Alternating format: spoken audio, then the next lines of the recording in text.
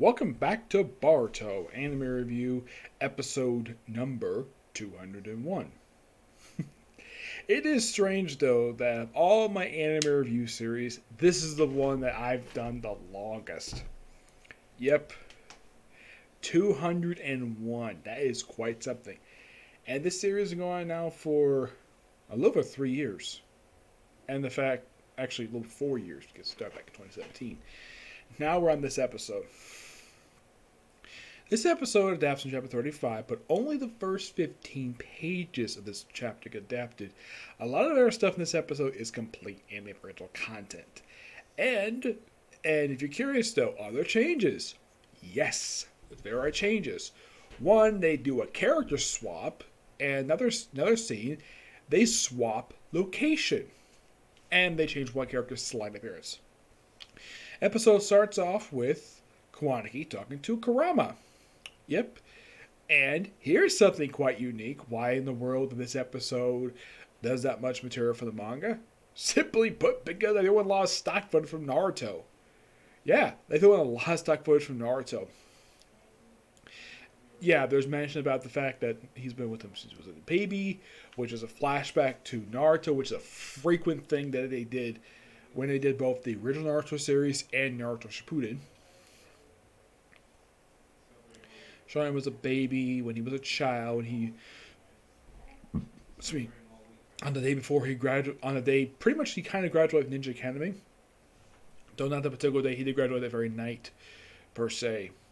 And after this conversation, Kawanaki decided to stay, and of course he decided, because I'm sure Kurama basically, of course he was asked, not only by Naruto, but also by the other four Kage, which, that's interesting.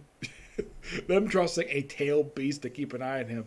And I love the fact that they add a little bit more dialogue to Kawanaki in the scene, where apparently he does know about the tailed beast. He knows full well about them. The car organization probably gave him detailed information about them. Probably because he's going to be fed, because he's a vessel. Yep. So, of course, Kurama tells him, you can probably look for the missing piece the next day. He's like, okay. And he proceeds, because it's like late, go to sleep. And then, like, the very next day, so they begin his training. And his training, like, first thing to do, walk up a tree, which is one of the first things that Kakashi taught him. Yes, the whole thing about controlling your chakra. And, of course, he mentions, though, he was not very good as younger. Yes, this definitely is true. He was first taught this during the Zabaz arc, which is technically also referred to as the Land of Waves arc. Now, Boruto pointed out, though, he was able to get through this no problem, but Naruto had problems with it. Yeah, he apparently practices for about 2-3 episodes before he finally got it right. There's even this thing where he takes his kunai and slices at the tree. That's what he did back in the original series.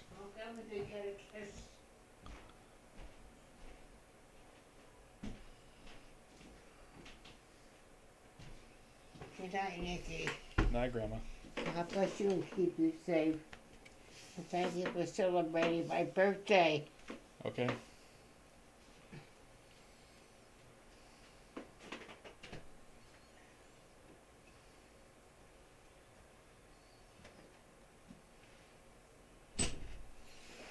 Anyways.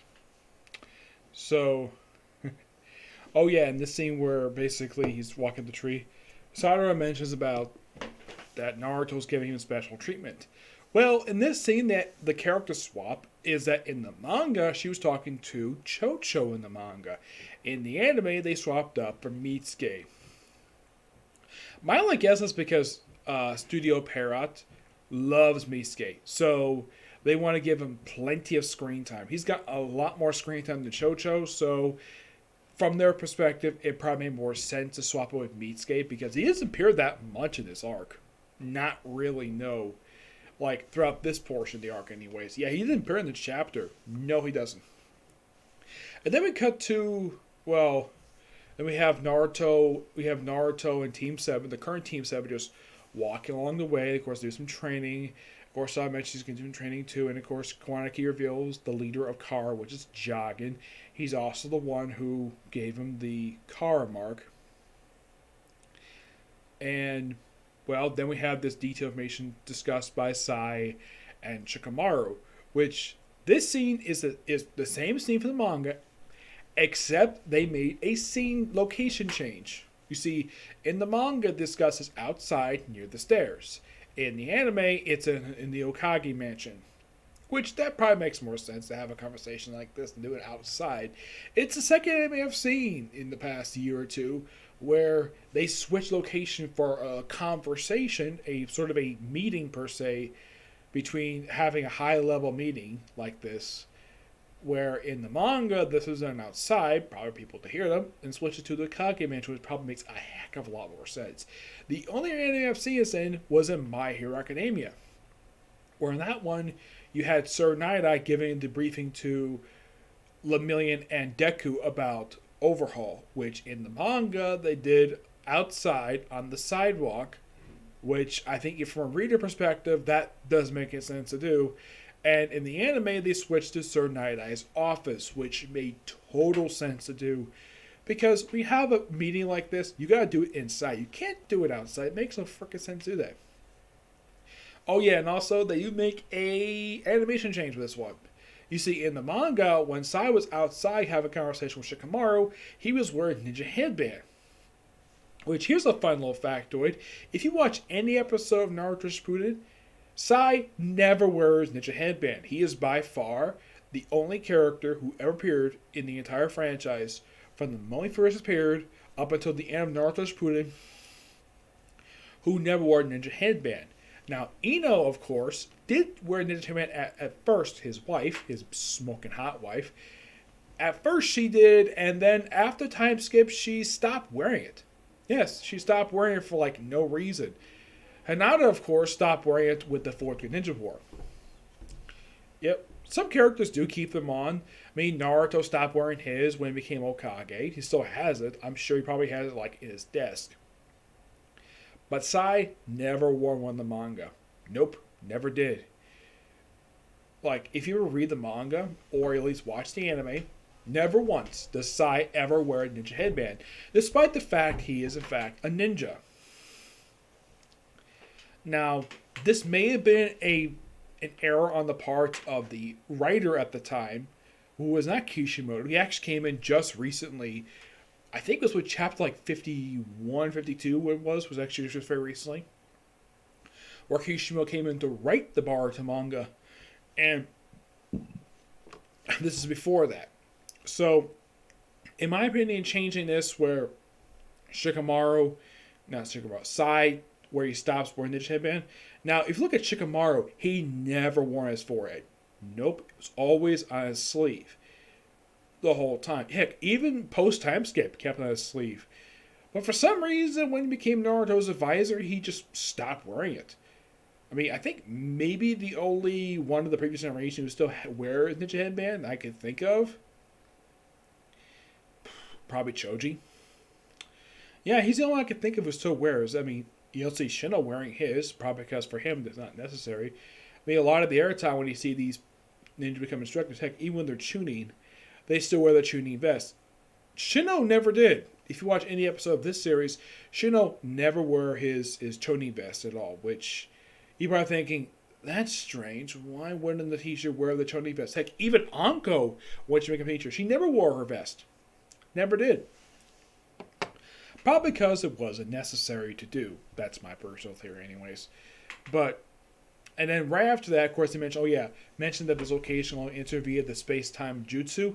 And before we get to the very next scene, which is actually in from the manga, we get into complete anime original, like 3 to 5 minute sequence of Baro talking to his cult.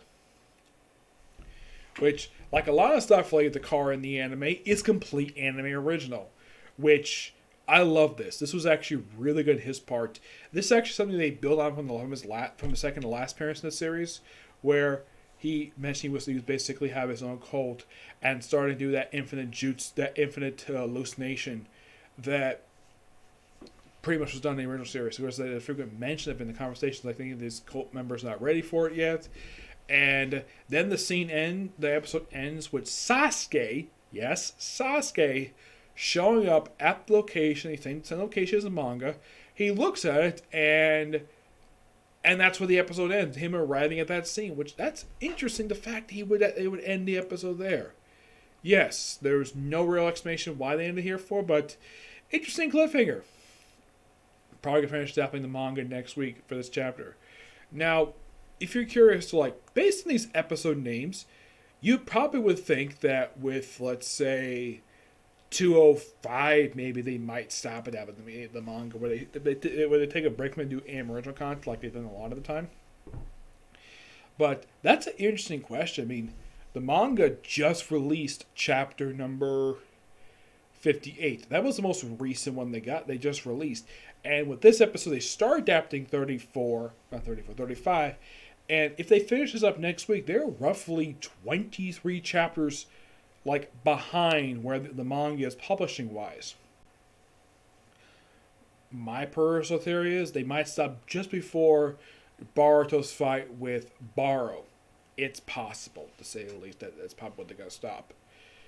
Because they've been adapting this manga almost nonstop for quite a while.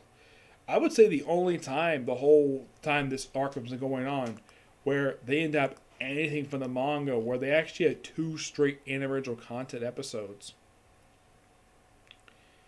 Where it's episodes 190 and 191. Yeah, these 2 are complete anime original episodes, while in the case of... Well, the case of everything else related to these episodes, it's mostly, well, let's just say, adapted from the actual manga itself. I mean, we've been going straight from manga straight content from I would probably say from episode 81. That's just probably as far. Let's see. It could be 180. Yeah, it's probably actually 181 is basically going to do this. So let's see 10.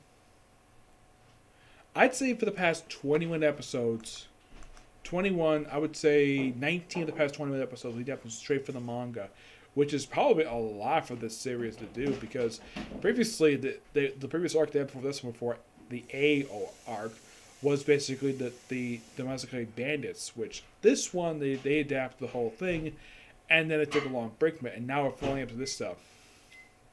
It's possible that we might take a break from this arc soon, but who knows? It depends on what the animators want to do. It's something that pretty much half this year, almost this whole year so far, where a lot of the episodes are straight from the manga, all except for 2, which is quite interesting. I mean, previous over the years they've only had like a little bit from the manga here and there, but this year almost every episode straight from the manga.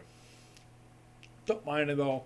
It's just that basically, well, I'd like to see maybe some original content. I mean, some of the stuff they do actually is quite interesting. I mean, they can do more original content with cards, just don't have attacked the village yet, per se. Yep, so yeah, that's it for particular review. And that's, well, there's one more video I'm going to do, and that's a review of the newest chapter of the One Punch Man manga. Yep, but see you in the next video. Bye.